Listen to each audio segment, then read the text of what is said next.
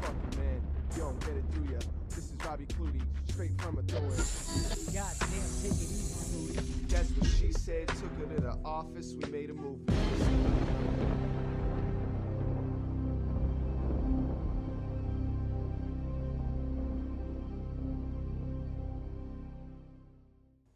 Hey, what's going on, dude? This is the 69th episode of Clootcastradio. How's it going? How's everybody doing? Did you miss me? Good, I know you did. But today is actually a very special day. I have two guests with me. We're fucking set up down here in Boston. Mean streets of Boston. I got Murray, the producer. And I got Roscoe, some type of creative executive. What's going on, boys? What's up, Clute? How we doing? I'm pretty good. Thanks for having me back. Second podcast.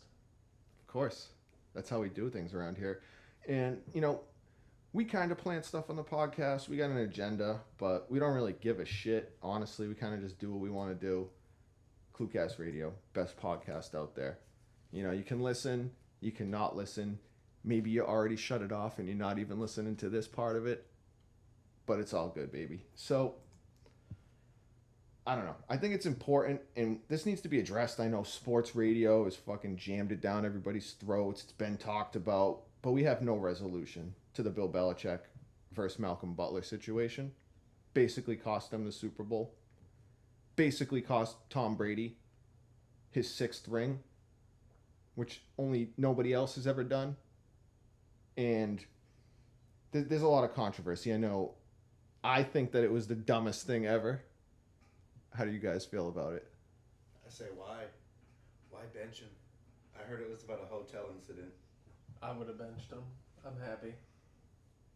Sucks we lost, but he broke the rules. He's out. Here's the deal. There's a couple reports that came out right after the Super Bowl saying, Malcom Butler was at a concert. Malcom Butler missed curfew. Malcom Butler punched Steven Belichick in his stupid entitled face.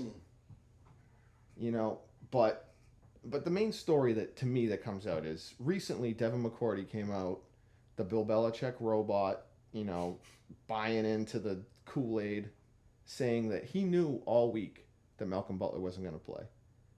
But the thing is, shortly after the game, the owner of the New England Patriots, the pimp of all pimps, Bob Kraft, said that he had no idea that Malcom Butler wasn't going to play. Why would... Yeah, but Bob Kraft doesn't need to know. He's not the coach of the team. He doesn't have to be informed whether or not Malcom Butler's going to play. But don't you think he would at least know if Malcom Butler wasn't going to play? Do you think Bill Belichick called Bob Kraft the night before the game and said, hey, by the way, don't sell Butler jerseys today because he's not playing? I don't know. It seems fishy. I love conspiracy theories. Anything. The incident could have happened before the Super Bowl. It could have happened a week before the Super Bowl. Hey, you're out. And again, right before. If we would have won, the team won. It's not one person.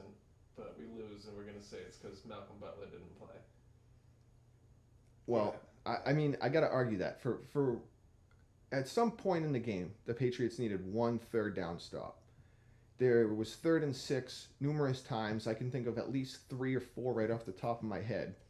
In one specific play, when there was a crossing route, pass to the slot receiver, and fucking Eric Rowe or Harmon or Chung, they played 3 safeties instead of letting Malcom Butler play, and they were just missing tackles. And they couldn't get one stop. And the GOAT just kept scoring. Right? Brady looked incredible until that strip sack. And they needed one third down stop. That's ultimately what the game comes down to. After another. And I would have let him go because guys got to blow steam off at the nightclub and come to work to win the championship. Yeah, when you got NFL player money and you want to go to the club and you want to do whatever, like during Super Bowl week, that's fine. Like, you gotta, whatever, however you relieve your stress, whether it's doing yoga, going to the strip club, buying Rolexes, like, do what you gotta do at that point. I'm not benching my best players. Yeah, the Pats have never been a do what you gotta do player. You gotta fit the mold. Yeah, true. You can't be on TV This acting isn't like the an Steelers. idiot unless you're Gronkowski, which that's what everyone wants to see. But even he does it in like a Nick Jr. type of way. True. Yeah, Rob Gronkowski is like the Nick Jr. Of the NFL. You can put him on the Kids' Choice Awards, even though he's talking about breasts the whole time. You remember? But it's like, You remember those little Nick Jr. blimps that they gave away for the awards? Little orange he blimps. spikes it, or spikes it on the stage, injures somebody. Dude, I miss those things. Picture what Tomlin would do. I actually like. Tomlin from the Steelers. Sorry, I was He thinking plays- Tom Coughlin. He plays. Butler plays if it's any other coach. But he could have been something else. Who knows? This could all be. What if he was hurt and no one wanted to say he was hurt, and he couldn't have played? So I think eventually we'll get the truth as to what happened. Malcom Butler, as soon as he gets his contract this offseason, might sign that dotted Let line. him leave. Well, he is leaving. He's not coming back. Yeah, and he's gonna go somewhere else, and he's gonna do nothing. Yeah, because he's only been Who's in the that, fourth like- quarter of the Super Yeah, Bowl. like the guy we sent. Yeah, we made him 2 years ago. Depends. We gave you a career in the NFL, and now you wanna not show up to curfew. The thing is regardless of where he goes, what happens, he won, and I don't care what anyone says, he won the Patriots the Super Bowl versus Seahawks. And he would have done it again, I think. Yes. We needed one little attribute. Just one deflected pass, We would have got like 6. one tackle. We could have done a nice tackle open field. And we would have had a lot of angry Philadelphia fans. And that's a lot of people that are overinflated over this one thing. Oh, Philadelphia fans are the worst, dude. I bet. All right, anybody from Philadelphia, if you're listening, I've been to your city. I spent 4 weeks there. 4 weeks that I wouldn't wish upon anybody. Your steak and cheeses suck. They're not that good. You guys put cheese whiz on your shit. It's disgusting. I went there. I thought you were gonna put like American cheese on my fucking steak and cheese. You put cheese whiz? Fucking gross. Pat's and Geno's. Went there with my dad, aka Mr. Clute, aka the GOAT. Yep. And Facts. we went there. Your little fucking little monument of Pat and Geno's, the greatest steak and cheese. It sucked, dude. I waited in line for 25 minutes. Fuck your food. Fuck Philadelphia. I don't know. You guys were the capital of the United States, and you got that stripped away from you. And they moved to Washington because you suck so bad. That's a bad loss. I never heard of a Pats and Geno's. It's, a lot of people from Philly, and I'll give them credit, will actually say, that's just like the tourist place to go. Everybody has like their little stupid place. But when you're putting cheese whiz on my steak and cheese, like, I don't want it. It's gross. If I want cheese whiz, like, I'll go to 7-Eleven and get nachos. Yep. So, I'll never go back to Philadelphia. Fuck Philadelphia. All you fans, you're so stupid, too. There was an article of, like, some kid who punched a police horse after the Super Bowl. No, they've punched 2 horses in Philadelphia, like this year, I believe. Punching a horse in the first place is its own issue, but you're punching a police horse. What do you think you're going to accomplish with punching a horse? You're going to be the guy who one punches a horse? It's assault, brother. Yeah, that's assault, brother. It's like, all right, so not only did you get PETA pissed off, but you also struck a police officer. You're not going to have a good time. Like, dude, we all, like, seen your stupid face in the article on the internet. Like, how are you going to get a job? Assaulting a police officer. I don't know what the level of crime that is, but... You can get one in Pennsylvania somewhere. You can get one in New England. Pats will hire you. They'll bench you. They'll bench you for the Super Bowl. So it says here you assaulted a police officer. You care to elaborate on that story? Oh yeah, I was after the Super Bowl. Punched a police horse. You're good. Yeah, I don't know the Philly accent. I Yeah. don't care to have that in my repertoire. It's like a horse. Horses are like the coolest animals ever. Right. Like, I mean, I don't trust most animals. Like cats, I always feel like they're up to something. But to punch a horse, is just absolutely ridiculous. So, all right. So, let me read off some stats here. Skip Philly. Yeah. Fuck Philly. Fuck your cheesesteaks. Fuck your stupid fans. Punching horses. You know, I don't know. I hope I get called for jury duty on that case, honestly. That'll be fun. In Philadelphia. Yeah, you know, it'll get... They're going to call you from Franklin, Massachusetts. Yeah, hit us up. Clootcastradio@gmail.com if you want me. For the unbiased truth. Yeah. I'll be objective. Like, I'm pretty objective. Nothing to be objective on that. You punched a horse. Yeah, You're an idiot. Case closed. Yeah, whatever's coming to you. Twice. Exactly. All right, so I got some nerd stats for all you nerds. With stat, you got to look stats on Clootcast Radio back. It's just opinions. I got fucking stats, all right, in my stupid little Word document in front of me. So here's a couple. Butler played 0 defensive snaps in the Super Bowl after leading all Patriots corners in play time, and that's based on minutes, in 15 out of 16 regular season games. Led all corners. That's over Stephon Gilmore, the $40 million Steven Belichick man. That's over... Oh, all the other corners suck. Eric Rose, kind of a bum. You know, he's like a poor man's Kyle Arrington. And he's missed a total of 6 defensive snaps since week 2.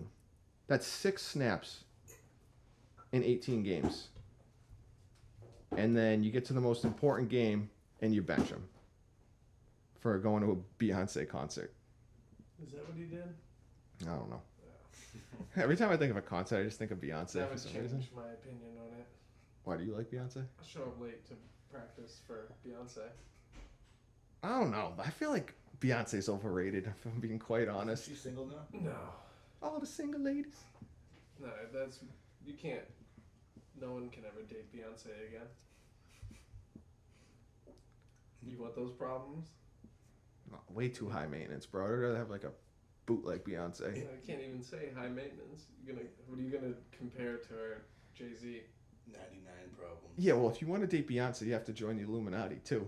Skull and Bones. So Beyonce, let me tell you about my ex. So what about yours? How'd that end? What's he doing?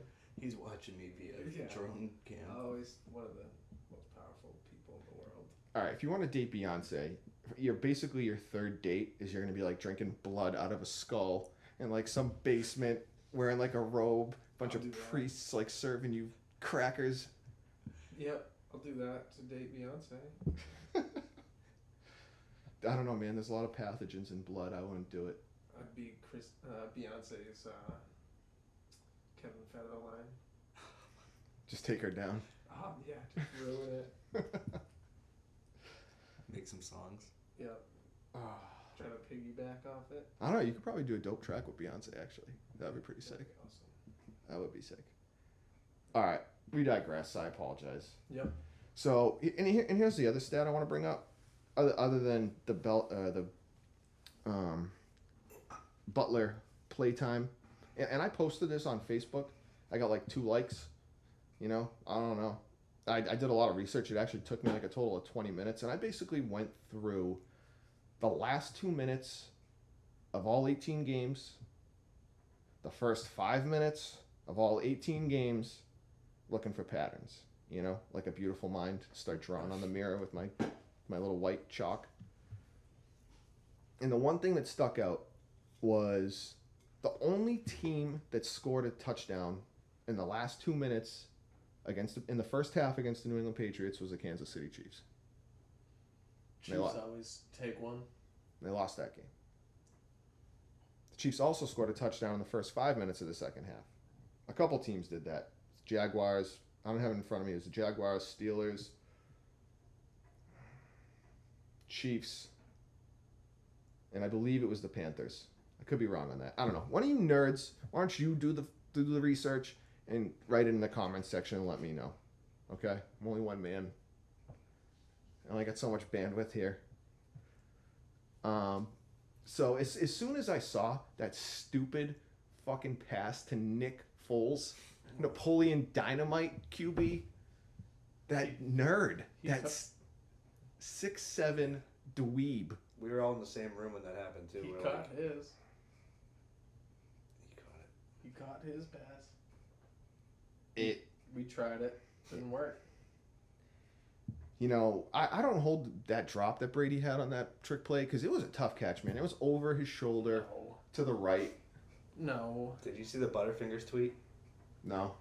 Butterfingers is like, thanks for promoting our brand. Hashtag Butterfingers, Brady. Damn. Dude, people are so salty about Brady. It doesn't matter what he does. Yeah, but brands are getting cool finally. Yep. It's been a long time since brands actually spoke. What are people gonna do? Stop eating Wendy's? Oh, do you do the Wendy's Twitter? Wendy's is on. They're off the chain. They've been roasting people for a long time. I didn't know. Really? Like a couple months ago. I don't even have Twitter, and I know that. I'll watch the YouTube videos of Wendy's Twitters. Oh, they're like all hashtag never frozen. Yeah, Wendy's. What do you recommend from lunch for McDonald's? They ask for directions to Wendy's. Oof. They're just burning people on Twitter. Oh yeah. And then Burger King got a little tougher too. Well, my problem with Wendy's is, and I like what they're doing there, even though I haven't seen it specifically. It's like, dude, you're charging me almost $2 for a junior bacon cheeseburger at this point. You know, Times is tough. Inflation on the bacon. Well, I could take you to a Wendy's like in Quincy, the best franchise in America. You get it? It looks just like the picture. It's really quick. I don't want to give away why, but it's amazing. It's just the best. I want to know why now. Yeah, why do you have to say you don't? I don't even want to know why. Actually, I'm gonna trust you. You look at my Google Maps reviews, you'll see. you gave him a review. I'm a guide. It's the best Wendy's in America. Is that what you commented? Somehow So it means that. There's a geographical reason why their burgers are better. Yeah. Oh, okay. I see. Just they have Amazing. the best cooks. Yep. See, the best staff, top to bottom. In Boston, our Wendy's are better than Philadelphia's shitty steak and cheese sandwiches with Cheese Whiz. Hear that, Philadelphia? Shouldn't it be our shitty Wendy's is better than your good cheesesteak? Did I say it backwards? Yeah. Well, You know what you meant though. You know. Yeah. You ask for me, you see what happens. Is this what you want? Alright, keep moving. So, Keep going. all right, whatever. Wendy's is good, man. Who else in the Pats are you mad at that, gives us more championships and better things to talk about every weekend than any other team? Well, let's talk about Stephen Belichick then. Bill Belichick Jr. Yeah. Blonde hair, stupid blonde hair, like he's a WWC or WCW wrestler from 1990s with the torso of Butterbean and giving Stephon Gilmore $40 million. Gilmore did good at the end of the season. He started turning around. He played good in the Super Bowl, but you need more than that, especially when you have the Philadelphia offensive line that was arguably one of the best in the league. Pretty close to Dallas's offensive line. Dallas had a lot of injuries this year. Ooh, side note, not to interrupt. Troy Brown getting to do a ton of Super Bowl coverage. Dude, if you ever want to interrupt me and talk about Troy Brown, that's cool. That's why I continued. That's completely cool. Yep. Troy Brown was out there. NFL 2K5. He was good too. Dude, I would have rather have seen Troy Brown play the slot in the Super Bowl Troy Brown would have played both sides. than Patrick Chung. Chung is a good safety, but he's not the slot cornerback. He's not the dime cornerback. He's a safety. And you have Harmon, McCourty, and Chung. And then Malcom Butler on the bench because of Beyonce, as far as we know. That's the theory I'm putting out there. They just put that, print it in the press. In the Super Bowl for Beyonce. Man. I think she did the halftime show a couple of years ago. Was that the Denver Super Bowl? Might have been. Makes sense. And they were making all memes about her because her arms looked jacked. Really? Yeah, it looked like she was deadlifting at one point. That's rude.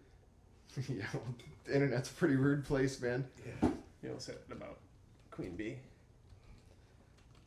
So, and here's my thing with Stephen Belichick giving Stephon Gilmore $40 million. Gives him $40 million, and in the Super Bowl, going up against one of the best offensive lines, you get no pressure. I don't even think we had a sack. I'm not Googling it. I don't give a shit. I'm not looking it up. If you want to argue with me, It was Super Bowl 50. Beyonce? Yeah. Who was playing that year? Beyonce and Bruno Mars. I believe that was the Denver. It wasn't us. No, I think that was the Denver Super Bowl. It's another problem we have is we're comparing everybody to like the Willie McGinnis days, and the Teddy Bruschi. Honestly, my favorite team that I think the Patriots had, and it's outside of 2001, my favorite team was the 2014 team when they beat the Seattle Seahawks in the Super Bowl. They had, and this is what my point's getting to, you give Stephon Gilmore $40 million, you let Chandler Jones walk, or you traded him for an offensive lineman, and then you also traded Jamie Collins.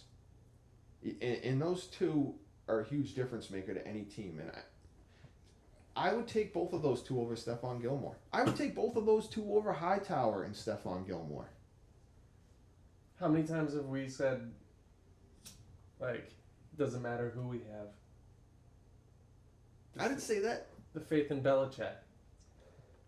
Belichick, yeah, but he benched Malcolm Butler. Like, True, we had Yeah, him. it's all about hitters. He was there. you know, when we went 10 years without winning a Super Bowl, it took them to the point where they had to have a really elite defense. They had Chandler Jones. They had Jamie Collins. They had Dante Hightower. They had Darrelle Revis, Brandon Browner, Devin McCourty. It's a loaded defense. But where are those guys now? Chandler Jones is in Arizona. He led the league in sacks last year. Jamie Collins got hurt. Revis? I forget where Revis went. He went to some bum life team. I don't even think they played him. Canada? I'm not as worried about the corners. Butler's the next Revis. He's going to get kicked off our team and never do anything good again and be like, oh, I wish I just didn't hang out with Beyonce. I could never hate Butler. I could never do it after that catch. He would have had another one. He would have. And that's really the point of this, is that But he didn't. True. because of Belichick. So, you know, I don't know. I think Belichick tanked it. No, I don't think Belichick tanked it. I think something happened, and I want to know what happened. I think that he either went to a Beyonce concert, Yep.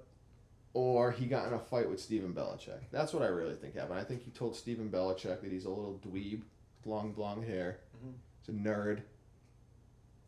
You know, fucking nerds. Steven Belichick definitely plays like World of Warcraft. Definitely has every single dating app on his cell phone. Antisocial fucking nerd. My theory is that he came home late. They're all in the hotel, and he stayed way too loud. He started saying his feelings to like Belichick, and then everyone started clearing out the hotel room, and then Mr. Steven came out to try to like disturb the peace. Hey, And Butler was like, fuck you. Butler was like, yeah. Fuck out of here. Like in Goodfellas when he's making fun of Joe Pesci for Yep. being the best shoe shiner. What do you think I'm funny? You think I'm late? Yeah. Do I look late to you? You know who I am? I won you the Super Bowl. Come home whenever I want. Tomorrow's gonna be the best day of my life. My mother doesn't tell me when to be home. My mom tells me when I need to be home. I got a curfew nowadays. That's good though. What about Steven? You think Steven's the one who was like, you need to go to bed? Who knows? Dude, you need to go to bed. Go back to your room. No room service after 10:30. For all you guys that need to eat 5,000 calories a day. No alcohol, no fun, no Beyonce. We're playing the Super Bowl. I would say just do whatever you want to do. If you didn't punch a police horse, you're playing in the Super Bowl. I would have sat until the fourth quarter and been like, we need you. Bobby Boucher him, bring him back at halftime. Or just bench him. Like, that's what I'm saying. Like, he had to have done something bad to get benched the whole game. Back when the New England Patriots lost to the New York Jets, I don't know what year this was. It was the second round of the playoffs in Gillette Stadium. This is when they benched Wes Welker for the first series of the game because Wes Welker made all those comments about Rex Ryan's feet. And it's like, he said all the Jets players are good little foot soldiers and all that shit. One series. So what do you have to, like, I mean, that was pretty bad from a Patriots standpoint, you know, making fun of the other head coach. We haven't really seen that. So my final take on this is that he did something pretty awful. I think we'll find out about it eventually. And I'm definitely going to bring it up again when we see that. Do you guys have any final thoughts on Bill Belichick losing the Super Bowl by benching Malcom Butler. You can't blame it on just benching Butler. We lost the Super Bowl. Yeah. You know? Sounds It like pure hurts, and we're speculation. fishing. We're fishing for a scapegoat on it, but the truth of the matter is we'll be at another one shortly. We'll take this one. We'll make Malcolm Butler play receiver too. Sounds like pure speculation. Yeah. I love speculation. That's what Yeah, Clootcast we Radio is should- all about, though. That was good though. We should have put that game away sooner than it was. We lost to Philadelphia. They were more physical. So you can't just say one cornerback wins the game for us. It's we let Philadelphia beat us. We'll have to agree to disagree. I just we'll pick the story back up once the official story comes out. Once Malcolm Butler writes like his OJ "What If I Did It" book. About like What if I played? what if I went to the Beyonce concert book? You know. So we'll bring it back up then.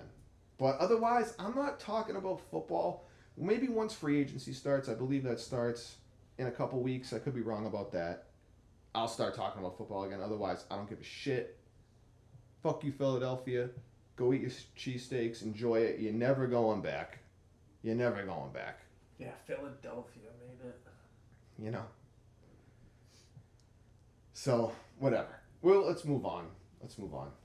So we're posting this today. If you're listening to it, you know, you might have listened to it the day after because you actually have a life on a Saturday. But we're going to talk about the UFC fight night tonight, Saturday, February 24th, 2018. It's a free Fox card, and I love the free Fox cards. You know, I think that the UFC should try to sign a big TV deal and get away from the pay-per-views. Even being a pretty hardcore fan myself, like I don't want to spend 60, 70, 80 bucks every other week or once a month to watch fights because it's hit or miss. You don't know what you're paying for until you watch it. And there's a lot of dud pay-per-view cards, if I'm being honest. So make the TV deal, give us more fight nights. And I think tonight's actually a really good fight. We have main event, Josh Emmett versus Jeremy Stevens. That's the who the fuck is that guy? Oh, that's Stevens. You know who I am. Yeah. With that's the Conor McGregor press conference, and then it's like, Who the fuck is that guy? yeah, he's like who? And then Jeremy Stevens interrupts him and goes, the hardest hitting 145 are right here. And then McGregor just fucking ends his life by that. I hate Conor McGregor personally, but that's one of my favorites. So yeah, actually, you know, let's talk about that for a sec. Let's talk about Conor McGregor. They got, before we get into this card, we got Conor McGregor, hasn't fought in the octagon since 2016, never defended any of his belts. His last UFC fight, beating Eddie Alvarez by a first or second round KO, forget what it was. So, here's the deal. A lot of rumors coming out. They're talking about Conor McGregor fighting Floyd Mayweather in the octagon. They're talking about Floyd Mayweather fighting CM Punk in the octagon. No, I'm laughing at trying to type quietly or click the mouse. Nah, it's all good. I mean, It is what it is. dude, we're in Boston. Yeah. This is the most official podcast there is. You can hear us clicking because we're trying to provide a better service Up to my here. 3.5 listeners. You can hear the train. Yep. I'm typing from a distance quietly for you. Anyway, sorry, And- Clue. No, McGregor. it's all Back to good. So McGregor. the thing is, I mean, we're looking at Conor McGregor not defending any of his belts. I woke up this morning, at 6 a.m. First thing I did, which is terrible, and I need to break this habit, went on Facebook, started arguing with people on bjpenn.com in the comments section. A bunch of McGregor nut huggers. Why is bjpenn.com the one? I know I've already known that, but I don't know. I love bjpenn.com. They're good. Their editing sucks. Their writing isn't that great, but they post a lot of stories. And the story I saw this morning was Conor McGregor basically pitched to the UFC to have a 165-pound weight division. 100 and what? 165-pound weight division. So Sounds they have lightweight, which is 155, and then it goes all the way up to, which is a pretty big gap, to welterweight, which is 170. And McGregor wants to make the McGregor division at 165. It's like, dude, if you're as good as you say you are, just fight the people at 170.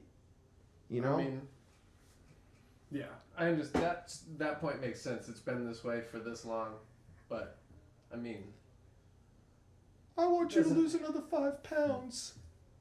but there's so many other people who are jumping back and forth.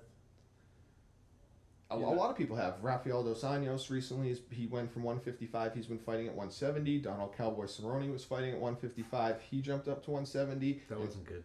And well, he actually had a couple of good fights at 170. Had a couple nice KOs, and then I think he lost his he won his last fight versus Yancy Medeiros at 170, who's another one that went from 155 to 170. And now Cowboy's talking about going back. And here's my thing on Conor McGregor. So he basically came into the UFC with like all the stars aligned, so he came in, got all his hype at 145, fought a bunch of midgets, Marcus Brimage, Dennis Seaver. He beat a 21-year-old Max Holloway, and I think Max is much improved since that fight. And the only really impressive fight at 145, besides the Aldo fight, which was incredible, but I'm going to get to that in a second, was when he beat Dustin Poirier. Because I think Dustin Poirier is a legit fighter, but who has since moved up to 155 pounds. And the reason for that is two things. The Aldo thing, I think Aldo was a victim of USADA coming in and starting the drug testing. Wasn't able to juice. Wasn't able to stick those needles in his Brazilian butt. And McGregor got him right after that. And then they took away the IV ban. So basically after you weigh in, you can't rehydrate with an IV, which shook up a lot of the divisions, how I just said. So you had Poirier move to 155. You had McGregor, who really I don't even think could get back to 145 without an IV. That's why he was stripped. So, so there's that. So there's the IV ban, USADA. Then you have him fight Dennis Seaver. He gets a post-USADA Jose Aldo. Then he loses to Nate Diaz twice, which is I get in arguments of this about everybody. No. So even if it's 1-1, it is what it is.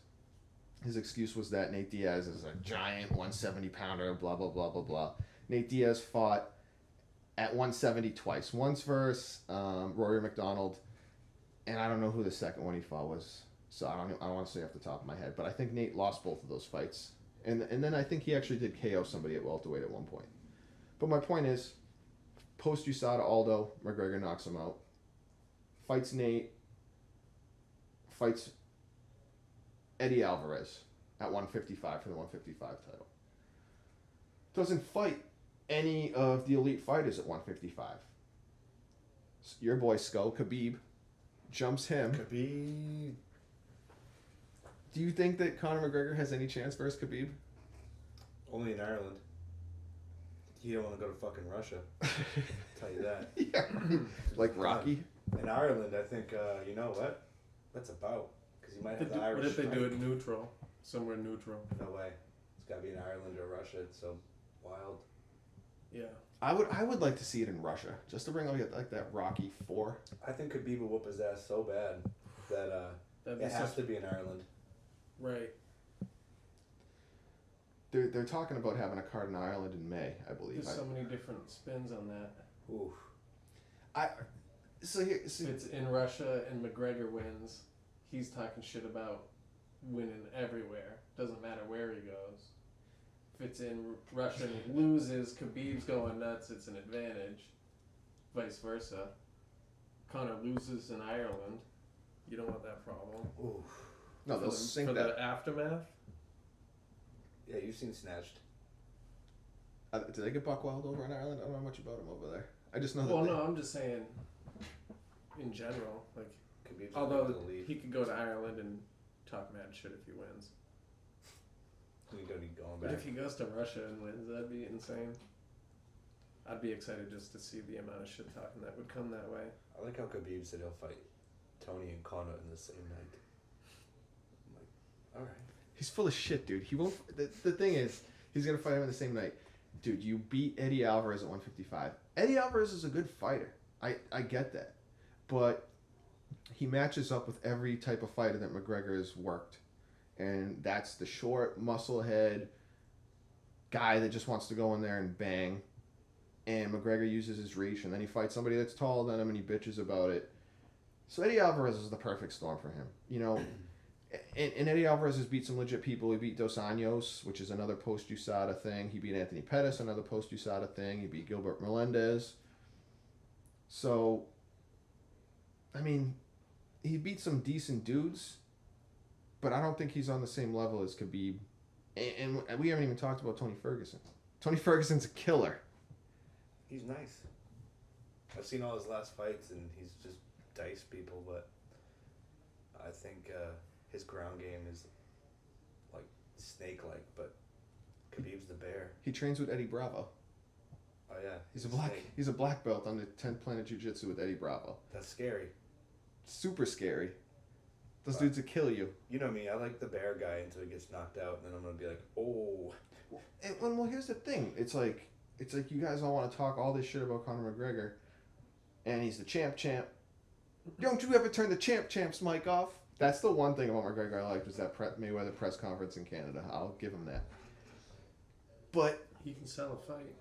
He could sell the fight, but he's literally fighting at 155, and he's just like, yeah, I'm the champ, but you two killers take each other out, and then I'll fight the winner of you, maybe. He's gonna walk out after the fight.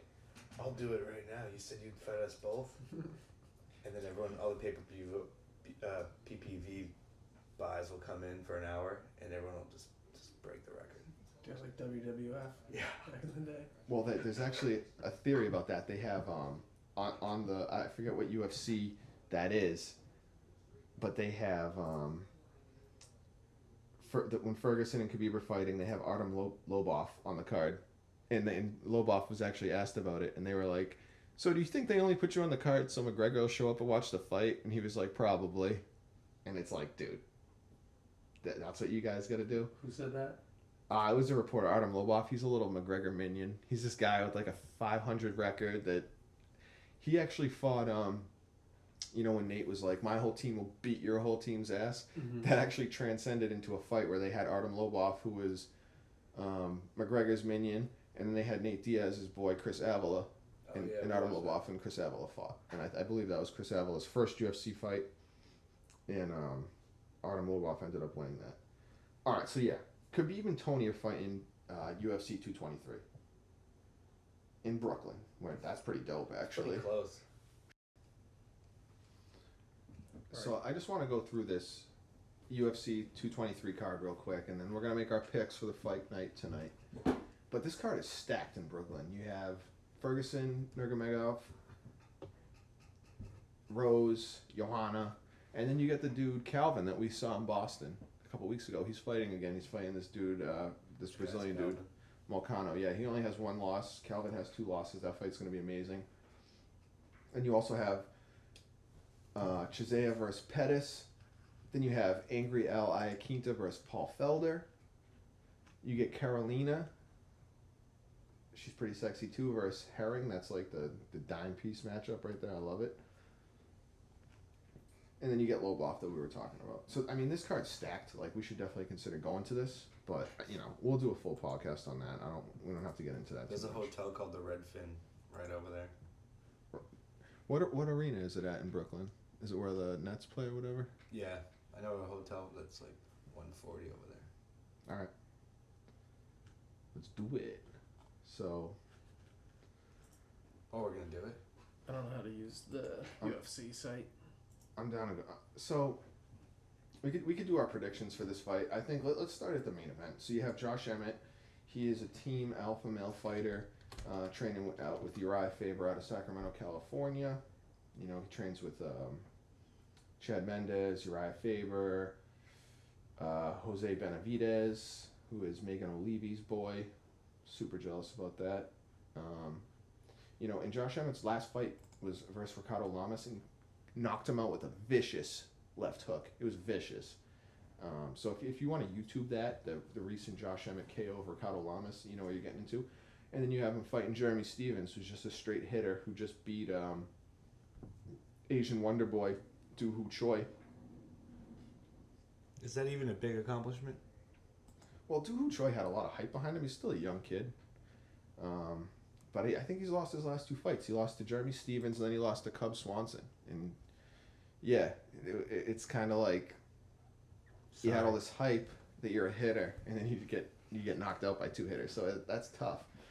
But with Josh Emmett and Jeremy Stephens, man, this is a tough fight to pick. You know, who the fuck is that guy versus Josh Emmett? I don't know. This is a good fight. This is definitely worth watching. If you don't watch UFC a lot, this is a good fight to watch. The main card starts at 8 o'clock, so you're looking at watching the main event by like around 10 o'clock before that, so you don't have to stay up super late. I don't know. We got it. I don't know my prediction. Where are we starting at? Murray's pulling up his laptop right now. We got the fight card. Talking about Josh Emmett, Jeremy Stephens. Josh Emmett's the guy on the left, fights in Sacramento. Jeremy Stephens is the who the fuck is that guy? They're both hitters. I'm like trying to think in my head who I want to pick right here, and it's tough. You know, Josh has got like the super colorful weird tattoos. His abs look a little bit better. Who's the underdog? Based off this, I would probably say Jeremy Stephens, just going off the rankings. I don't know what the specific Vegas line is. It's probably... Is that one right here? Wow, they put odds on here. There you go. Let's see. It's pretty in your face. All right, so Stephens is actually the underdog. They're giving you 145, and they're giving Emmett plus 125. This is tough, dude. I don't know. This is like a 50-50 fight because they're both hitters. They're both going to smash each other. Doesn't tell you how old they are. You know, I think based off of what I've seen, I think Josh Emmett is a little bit more technical. So I'm gonna go with him. We'll go with Emmett. Just betting now. I'm not informed enough to make it accurate, so I gotta I put think my money Steven's down. gonna connect on him.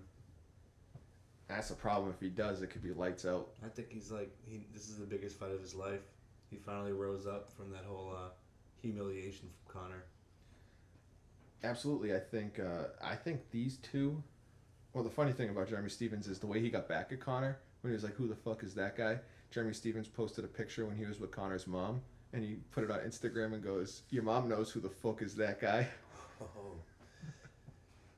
Yeah, he's the street fighter, and Emmett looks like the technical like guy who studied it and like was like a PDF. Yeah, and Team Alpha Male, like those dudes, they've done a lot of stuff. A lot of them have been busted for steroids too. You know, you had Chad Mendez in that camp that got busted for 2-year suspension. You have TJ Dillashaw, who was, you know, a lot of people alleged he was on steroids, and he actually, after he left their fight camp, was talking about. I think he had a quote that said, you know, Team Alpha Male like taught me how to do steroids. He like slipped up when he said it, and you know they're just brushing it under the rug. But oh yeah. So I want to see Cody Garbrandt get knocked around. Cody Garbage. Yeah, whatever you call him. He got knocked out by TJ Dillashaw is a little bit better of a fighter than Cody. He's good. I mean, I was picking against him when he fought Dominic Cruz, and he smoked Dominic Cruz. Mm-hmm. You know, but Dominic Cruz is a little bit older. He's all about stats. He's too technical. So that's that. I'm going with Emmett. Murray's taking Emmett. Skodelic is going with Jeremy Stephens. Lightning in a bottle. Yeah, it's good. We'll revisit. We're gonna keep a tally of all our picks, and you guys can see how stupid we are. You know, down the line, and you can make fun of us. You'd be like, "Well, you guys do good at your picks, right? You experts." We don't claim to be fucking experts. We just like the sport and watch it. So, go fuck yourself. I don't really know what to say besides that. So, another fight I think we should pick on is Ovin St. Preux, the college football player. Yep. You can't mention Ovin St. Preux without saying that he played for Tennessee football. Versus Latifi. Now, Ovin St. Preux took John Jones on short notice. Pretty good fight. John Jones ended up breaking his arm at some point during that fight, and Ovin St. Preux lost. Ovin St. Preux recently has had a pretty good record. He beat the shit out of Corey Anderson, kicked him in the head and just destroyed him. And Corey Anderson's a pretty decent fighter.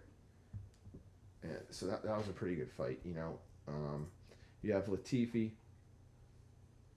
who, as far as notable wins, I don't really see any. Ooh. He's lost to Ryan Bader. He's a little bit over the hill. He's in Bellator now. He lost to Jan Blakovic, who isn't anything special. Damn. So, I mean, as far as... He's been pretty active, though. He had 3 fights in 2016. He had only 1 in 2017.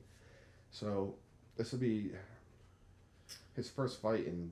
Tell me why he has a 0-inch leg reach. It's just a glitch in the system. No, he doesn't kick. Yeah, sometimes they don't measure the guy's legs or whatever. I don't know. He's got some big shoulders, though. Yeah. To me, I'm going with Vincent Prue here. I don't think this one is too difficult to pick, honestly. I think this shows how bad the division is. If this guy could be number 8, we need more fighters, more guys from Tennessee, more guys from college football. The light heavyweight division is shallow, man. I mean, you had Anthony Rumble Johnson, who retired last year. You had John Jones getting in trouble again, and I'm not even going to start on that. That's like another whole podcast. Okay, John Jones. This is cannon fodder, dude. You had Gustafson, who really hasn't been that active. I'm going with Latifi, 0-inch leg reach. You're gonna take the 0. Taking it. I mean, dude, he's built. He has a pretty big disadvantage with. He has a 7-inch reach disadvantage, I should say, and Vincent Prue, to me, I don't see that being that big of a problem because Vincent Prue isn't the most technical of fighters. He's a big dude, a lot of power, pretty good kicks, decent wrestling. But as far as his footwork and being technical, I don't see him. I've never seen him use his length to just outclass people the way John Jones does. And I know that's a tough comparison to make, but I mean, some fighters are good at using their length. Some aren't, and I don't think Vincent Prue is that good at it. So I'm going Vincent Prue. Murray's taking Latifi. Off the stats, you have to. 100% takedowns defended, 0-inch leg reach.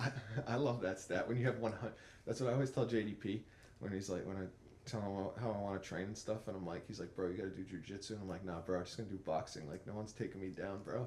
If you never get taken down, you don't need to know jujitsu. It would help. Unless you're in a clinch standing up. Who you got, Skull? Oh, that's easy. OSP is gonna. This is cannon fodder. This is just like a sacrifice to like build him up.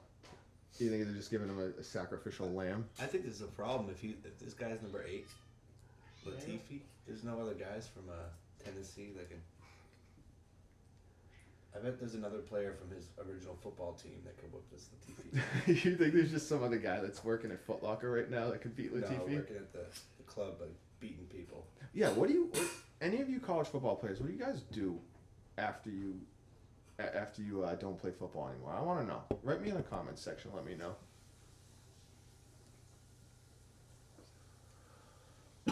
So, all right. Sko's going OSP. Murray's going Latifi. Rob Clute is going OSP. Now, there's one more fight I think we could talk about. Pretty good. You got Mike Perry, Platinum Perry. You watched the weigh-ins yesterday, right? Scully, this guy. Tried to pants the other guy as a joke. Yeah, they look like they're friends. Do you think these two guys are friends? So yeah, I mean, Mike Perry is usually pretty vicious, as far as how he approaches his opponents. He really, it doesn't seem like the friendliest of characters. Anybody with a neck tattoo, I typically try not to fuck with. He has the Takashi face tat. Yeah, right. Yeah, once you get a face tat or a neck tat, like, I'm not gonna talk any shit to you. I don't care what your size is. Like, I'm good. He's got 100% knockout. Wow. Yeah, all of his wins are KO wins. He's a straight savage. Now, in his last fight, he ran into a little bit of problem because he wasn't able to get that KO punch, and Santiago was able to be a little bit more technical. He took him into deep water. He made him go to the decision, and Mike Perry he wouldn't stand and bang with him like he wanted him to. Now, another thing about Mike Perry, and this is probably going to get my ass kicked if I ever run into this dude. Like, no offense, dude, but, you walked out of the tunnel in your last fight with your girlfriend with you. Smoke show tennis player. I creeped on her Instagram, the Platinum Princess. Check it out. And Doesn't she train with him though? Yeah, she does. That's different. What's that? But if you're a killer, you want to be training with your girlfriend? She came out of the tunnel with him, you know, like walking behind him, rapping his whole intro song and recording him on his cell phone. You know, when I saw that, I was like, I don't like to feel this. I mean, He lost. And he lost. You know, so don't beat my ass, Mike Perry. Please, like, you're cool, dude. I like your fights, but that's just my take. You know, I'm sitting here in a desk chair, you know, working on a Planet Fitness. I got nothing against you, bro. That's just how I see it from the outside, and I don't like it. So, you know, Mike Perry. That's the deal with Mike Perry. He's fighting against Max Griffin, 13-4, 4 losses. He's gonna bring up his details. He's gonna have the reach advantage in this. Let's see who the favorite is. Mike Perry is the favorite. No, excuse me. Mike Perry is actually the underdog in this fight. They're giving Griffin plus 300. Mike Perry at minus 375. Wow, big spread. So that, you know, that's interesting. No, Perry's the favorite. Did I get that backwards? Yeah, minus means Oh, sorry. Mhm. Sorry. it's a heavy favorite. I need to gamble more so I can get it. Yeah, me too. I only know because I know you want to be minus. So, I mean, this is a big fight for both these guys. They're both coming off losses. Santiago, one thing I guess a lot of people like about Santiago is he beat Colby Covington. He lost to Colby Covington. That was the fight in Brazil when Colby Covington told all the Brazilians you're a bunch of dirty animals. And that's what kind of made everybody start hating him. Did you move on? Are you still talking about? Are you talking about his victims? Yeah, I'm talking. Yeah, Max Griffin. He got his ass beat by Colby Covington in Brazil. Colby's the shit talker. Yeah, he talks mad smack. Does he even fight? I don't know. I haven't seen him do anything impressive recently. He beat Max Griffin. Well, the thing is, Colby's been trying to talk shit his way into like a big money fight. He's trying to take in the McGregor blueprint, trying to get those that type of clout. But you know, dude, you don't have the following. Do something. So I don't know. Max Griffin and Mike Perry. To me, this is going to come down to is Max Griffin going to follow the blueprint of Mike Perry's last loss, and is he going to wear him down? He's not going to try to bang with him. He's going to circle out. He's going to use his footwork, use his reach advantage, just 5 inches, which is pretty significant. You know, I'm going with Platinum Perry, dude. And this is with an asterisk. If your girl walks out of the tunnel with you, rapping to your intro song, my pick goes to Max Griffin. You guys are going to allow that? But it's gonna happen. Yeah, that you can't. That's your pick. No, pick one. Because your pick is gonna You picked happen. Mike Perry. They're gonna be right next to each other. That's my pick. All right. What do you guys think? Ooh. I'm taking Mike Perry only if his girlfriend comes out with him. If not, then I pick Max Griffin. Yeah, it's a gnarly face tattoo. Yeah. I've never seen Max fight. I've seen Perry fight, so he wins. There you go. So that's 3 people for Max Perry. Or I've Mike seen Perry. a couple excuse me. Max Perry fights. And Mike Max Per- Griffin, I like his name Max, but The thing is, like, when I see what Mike Perry is like, he seems like the type of dude, like, after he beats you, he wants to, like, do a face off and, like, cut your face off and fucking wear it. Oh. Do you know who my favorite fighter is now? Adesanya.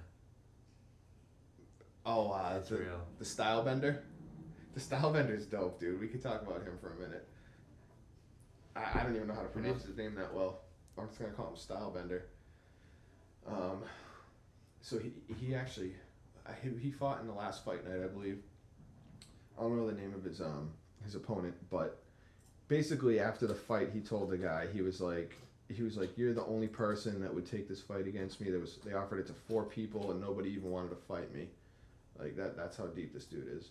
Oh yeah, so this is Israel Adesanya, right? And he's undefeated mixed martial arts. If you haven't watched this dude fight, YouTube is highlight reel. I'm gonna try to do a better job of the stuff we talk about. You know, I'll try to post the links below so you guys can just click it. You can kind of reference it. But definitely watch this dude's highlight tape. It's entertaining as hell. You know, his only test is in the UFC so far has been Rob Wilkinson. And, you know, I just really explained that whole situation. But it'll be interesting to see who takes the next fight against him. He's a big boy fighting at welterweight, I believe. Middleweight, so excuse me, even a bigger boy than I anticipated. He has a fight scheduled. Who's he up against? Marvin Vittori. What's the deal with that dude? He's gonna get his face beat in. What's his record? It's like cartoons on his arm. It's a battle of the cartoon fighters. 12-3-1, but no one can stop the style bender. Especially the Italian guys. This isn't a movie. This isn't Goodfellas, as we talked about earlier. He's gonna bend him up. Yeah, I'm looking forward to that fight, man. It doesn't show me. Wikipedia, get your shit together and put up upcoming fights, so I don't sound like an idiot on my own podcast. I appreciate that. Remember how I used to always pump Cowboy? I'm like, yeah, Cowboy. He was getting I was actually popped around. When I first saw Cowboy back when I went and watched the Conor McGregor fight in Boston versus Dennis Seaver. The Halloween was coming up right before that, and I actually went to Target and spent $17 and bought a cowboy hat and a plaid shirt, and I was a cowboy for Halloween. So keeping it true to my original kid origins. But all right, those are the picks. That's the UFC segment of the podcast. You missed one. You got one more. No, I wasn't going through all of them. The girl fight. Hey, Clue, who's the attractive lady? One of the there's two older women fighting, and they're both the best. Milf Wars? I don't remember. No, was that the Brooklyn card we were talking about, UFC 223? Nope, Fight Night. Nope, not that fight. Right there. Oh, Sarah McMahon versus Reneau. Yeah, that was interesting when they were doing the stare down. They're the only ones that actually brought the UFC A game to the stare down. They were you're no way, these ladies gonna fight. Everyone else was joking and slapping hands. These are the two killers that want to kill each other. Yeah, that's what I'm looking for. All right, that's Sco's pick. That's the underground cover. I was trying to shut it down. I see a beat down. It's Sco. See, that's the thing. That's cool. If you're gonna watch the fights tonight, you're not big into MMA. I would always watch the weigh-ins. You can easily find them on YouTube. You just type in, look for the weigh-ins, watch the weigh-ins, see what's good. And the reason they actually did the weigh-ins back in the day, the reason they brought into it was because that's the time that they would try to promote people to pick their bets. They would get to see the jacked fighters on the scales, and then they would collect their bets after the weigh-ins. So watch the weigh-ins, watch the Style Bender YouTube highlight video. Good fight card on tonight. Starts at 8 o'clock, the main card. You can watch the Fox prelims at 6 o'clock if you're eating dinner. That's the UFC segment. Like I said before, if you like it, you like it. If you don't like it, go fuck yourselves. I hope you guys enjoyed the card tonight. Man. Peace. Fuck you, man. You don't get it, do ya? This is Robbie Clootey, straight from a door. God